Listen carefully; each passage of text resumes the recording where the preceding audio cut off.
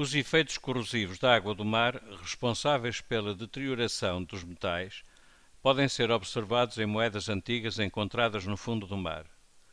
Considere uma moeda de cobre e uma moeda de ouro. Indique, justificando com base na informação fornecida a seguir, qual das moedas terá sofrido corrosão em maior extensão.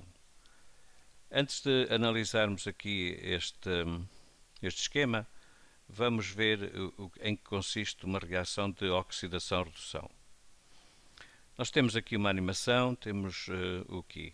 Temos aqui um bocado de zinco, portanto zinco no estado sólido, zinco a constituir uma estrutura metálica, e aqui, a simbolizar este CO2+, nós temos íons cobre em solução aquosa, por exemplo.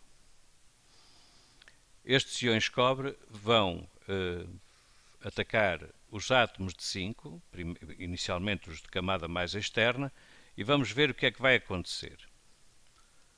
Já temos o íon cobre, foi ali, recebeu 2 eletrões, mas, entretanto, ficou o zinco sem eles. Vamos parar a animação aqui. O que é que se passa aqui?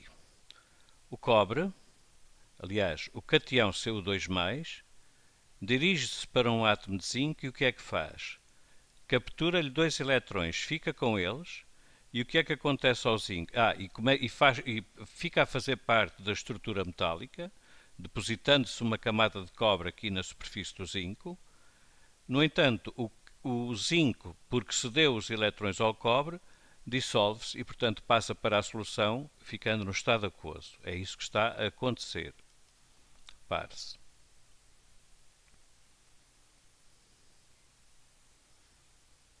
Claro que não é assim na realidade, não é 1 a 1, nem é esta bonecada, não é? Isto é um esquema.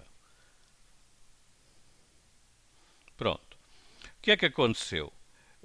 Basicamente foi o seguinte: os íons CO2+, que estavam oxidados, acabaram por ir oxidar o zinco, que não estava oxidado, nem estava reduzido, estava no estado natural, estava ZN. Mas o que é que fizeram os cateões CO2+? Atacaram a primeira camada de átomos de zinco, arrancando 2 eletrões, ou competindo por 2 eletrões, e ganharam eles a competição em relação ao zinco, e ficaram com eles. Eles passaram de CO2+ a Cu, enquanto que o zinco passou de Zn a Zn2+, dissolvendo-se, passando para a solução.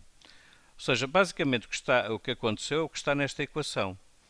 O zinco, no estado sólido, é atacado por os íons CO2+, no estado aquoso, e o que vai acontecer é que o zinco acaba por ceder 2 eletrões ao CO2+ aquoso, este fica sólido, passa a fazer parte da estrutura cristalina, cria aqui uma camada de átomos na superfície do zinco, e o zinco, porque perdeu os eletrões, dissolve-se, portanto, passando para a solução aquosa em estado aquoso.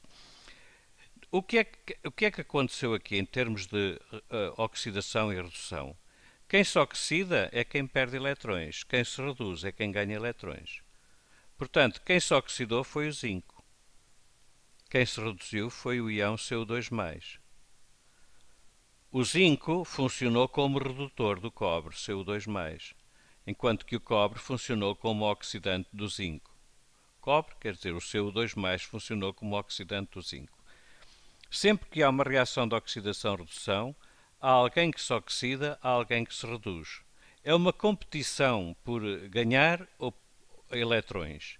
E, portanto, alguém ganha porque alguém perde. Voltemos então à nossa questão. O que é que temos aqui?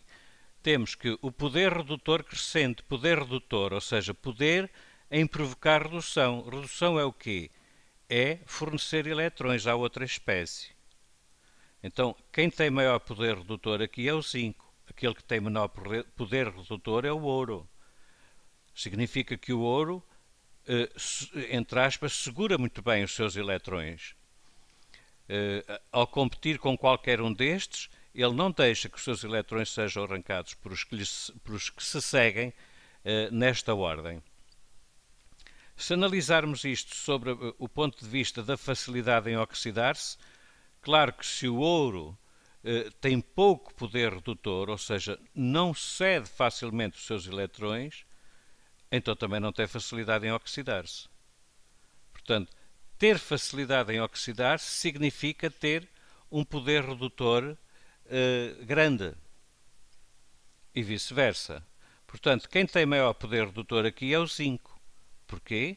Porque é ele que se oxida mais facilmente, é ele que cede os eletrões a outra espécie mais facilmente. Então, entre o ouro e o cobre, o que é que acontece com as moedas no fundo do mar? Com as moedas no fundo do mar, eles eventualmente sofrerão um processo de oxidação.